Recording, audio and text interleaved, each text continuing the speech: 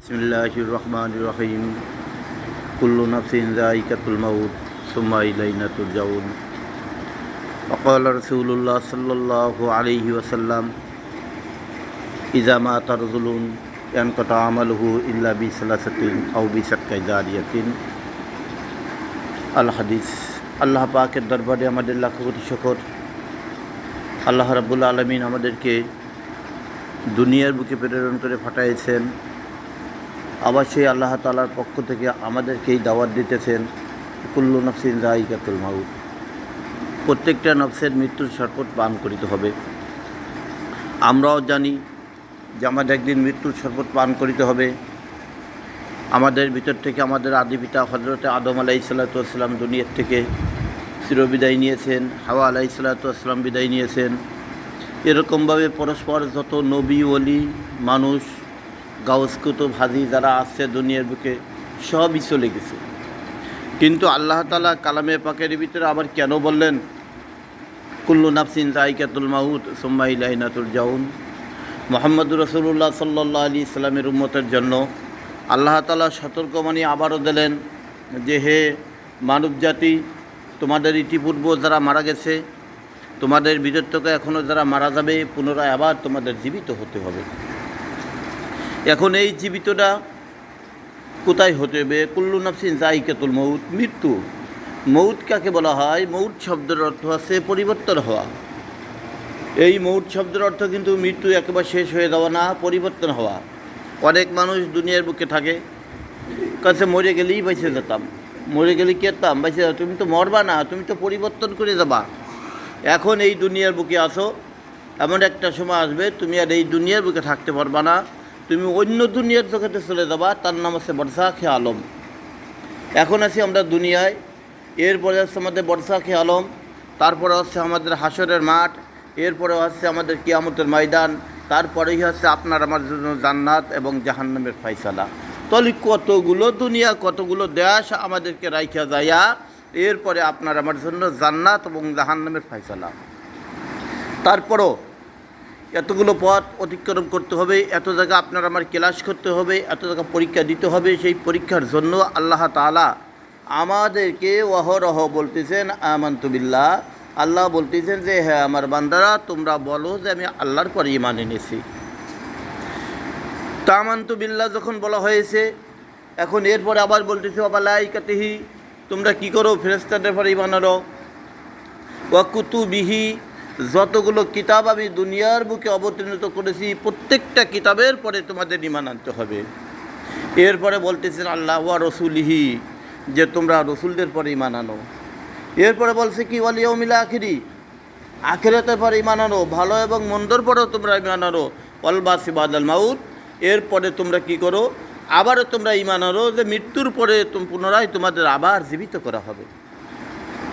তাই আমরা মুসলমান, আমরা তো সকলেই মুসলমানের দাবি করি, আমরা সকলেই মুসলমান। কিন্তু মুসলমান কাকে বলা হয়? আমানতু বিল্লাহ, শুধু আল্লাহর পরে ঈমান আনলাম আর মুসলমান হয়ে গেলাম। আল্লাহ তাআলার যতগুলো বিধান, যতগুলো হুকুম রয়েছে, এই হুকুম হাকাম যদি আপনি পালন না করি, তাহলে আপনি মুসলমানের ভিতর পড়লাম না, মুসলমান হতে পারলাম না।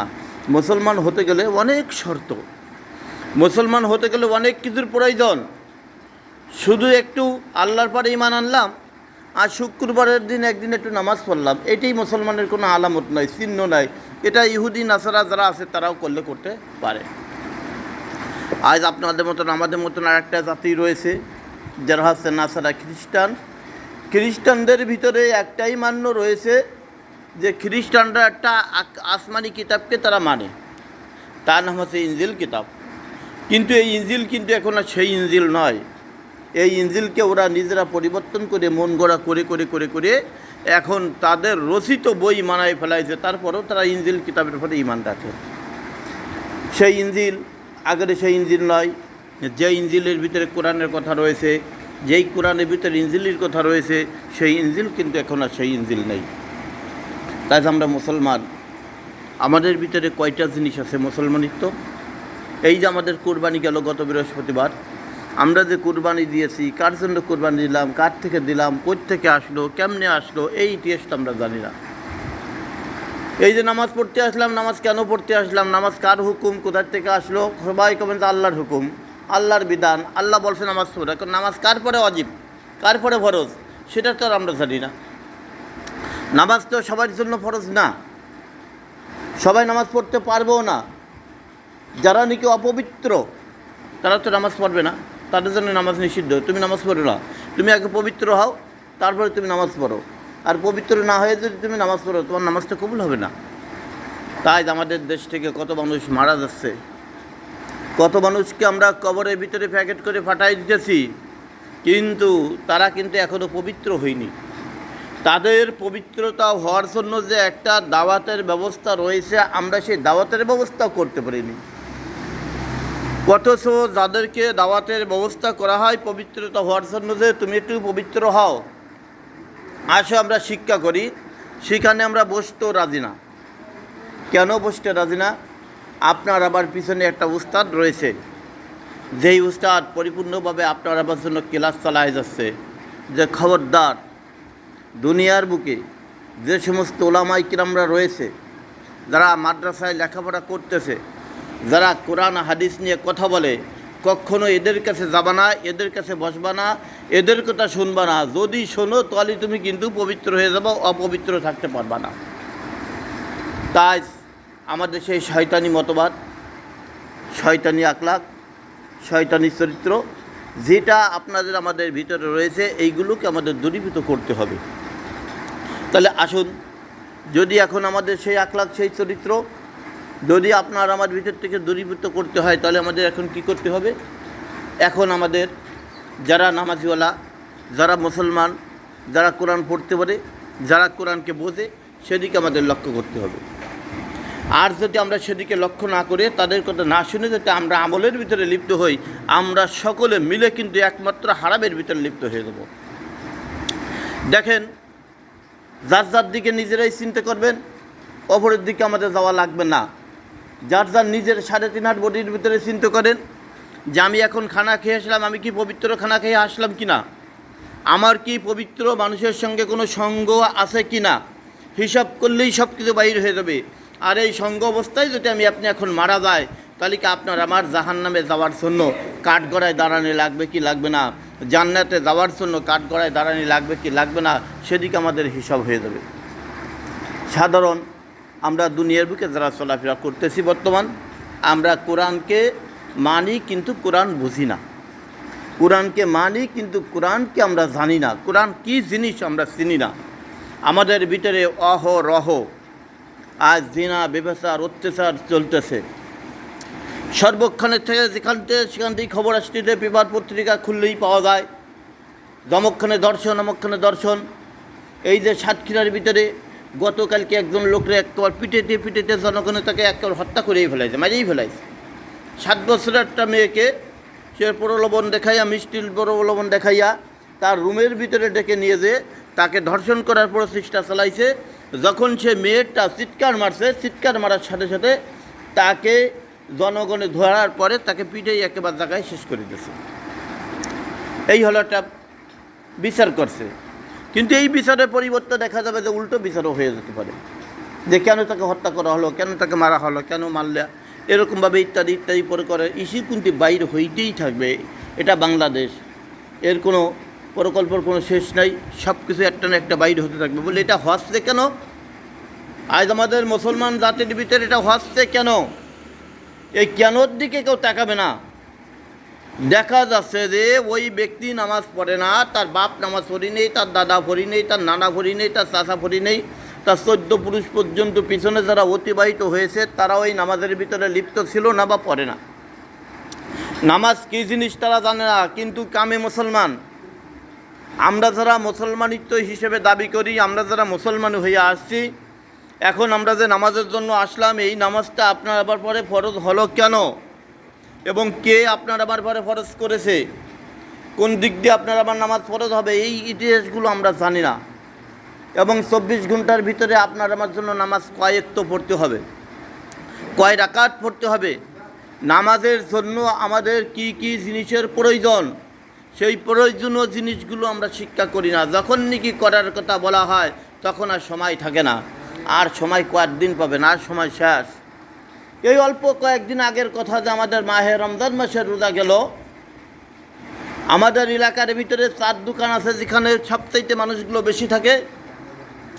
এই 4 দোকানের ভিতরে একটা লোক আমার সাইডে ডেকে নিয়ে বলতে যে হুজুর একটু এদিকে আসেন, একটা হিন্দু লোক। আমি বলতে কী হয়েছে বলেন?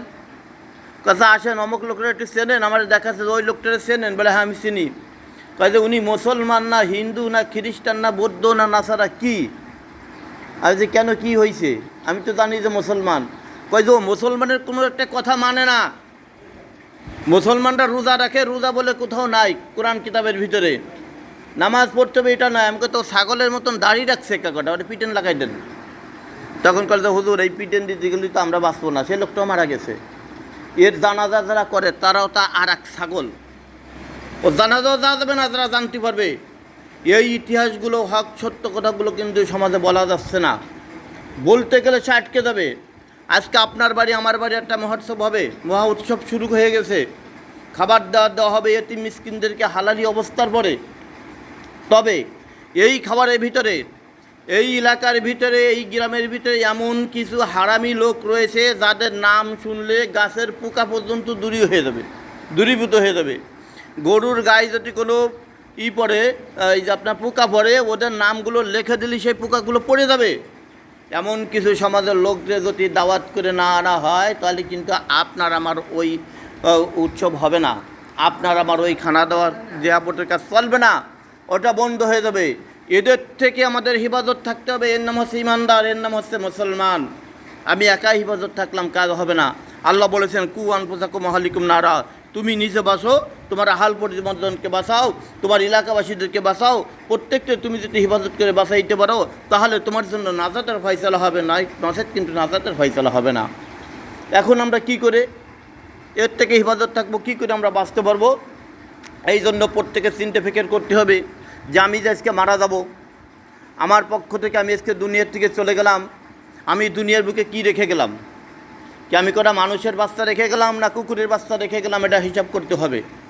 যে কুকুরও কিন্তু মানুষের চাইতে অনেক ভালো। একটা কুকুরে পেশাব করতে গেলে কিন্তু ওয়ালে অথবা দেওয়ালে অথবা গাছে করে, এমন জায়গা করে যে ওখানে মানুষ সিজদা না দেয়। আর মানুষ কি করতেছে, যেখান দিয়ে মানুষ চলাফেরা করতেছে সেখানে যেই প্রস্রাব করা শুরু করে দিয়েছে। এই গতকালকের নাম বলবো না, একটা জায়গায় একটা মুরব্বী, 8 ক্লাসের মুরব্বী, 8 গ্রেডের একজন মুরব্বী প্রস্রাব করতেছে একটা আম গাছতলা বসে। আমি সাইডে দাঁড়ায় রয়েছি মোটরসাইকেল নিয়ে। উনি যখন পেশাব করে উঠছে, আমি বলছি গাড়িতে যাবেন নাকি? হ্যাঁ আমি যাবো, আমার একটু নিয়ে যাচ্ছ, হুজুর পাটি একটু উপকার হলো। আমি যে আপনার আর একটা উপকার শিখিয়ে দিই। বলে কি? বলে আপনি কি জানেন যে কয় জায়গা পেশাব করে নিষেধ? কয় যে না তো হুজুর, এটা তো আমি জানি না, অত বড় মাসলা আমাদের দরকার নাই, কোনোরকম দুনিয়ায় চলাফেরা করি তাই করি। আমি 10 জায়গায় স্ট্যান্ড করা নিষেধ। তার ভিতরে একটা আসলে কিন্তু ছায়াদাল ফলদাল গাছের নিচায় আপনি যেই গাছের তলায় প্রস্রাব করলেন, আর ওইখানে একটা আম এসে পড়লো, আর একজনে নিয়ে খালো, ধরলো না, কোনো কিছু করলো না, খেয়ে ফেলাই দিলো, কে বে? কয় যে হুজুর আপনি তাহলে মাসলা জানেন না। সেহেন আমি বলছি কেন? কয় যে আমি যেখানে পেশাব করছি, পেশাব করার সাথে সাথে দেখলাম তা মাটি দিতে নিয়ে শুকুই চলে গেছে। দেখছেন মাসলাটা আমার বুঝোই দিল। আমি বললাম যে আপনার পিছনে শয়তান আছে, এখনও শয়তান আছে এবং ভবিষ্যতও থাকবে, যতদিন পর্যন্ত আপনি এটা শিক্ষা করবেন না। তখন আমি জিজ্ঞেস করলাম, আচ্ছা আপনাদের ভিতরে, আপনাদের বংশের ভিতরে, আপনাদের ভিতরে কয়জন আলেম আছে, কোরআন পড়নেওয়ালা আছে? আর হিসেব নিকেশ করতে আমাকে বাড়িতে কোরআন পড়ার কেউ দেখি না, তা দেখি তোমার বাবি মাঝে মধ্যে একটু কোরআন শরীফ পড়ে। আমি তো আপনার ছেলে মেয়ে তো 4 বছর, তারা কী করে? কয় যে ওরা কোনোদিনও শিউ নেই, ওদের যায়ও না। এখন যদি আপনি মারা যায়, ওনারা আমি বললাম যে আপনি এখন মারা গেছেন, আপনার জন্য দোয়া করবে কে? কয় তোমরা আসো না।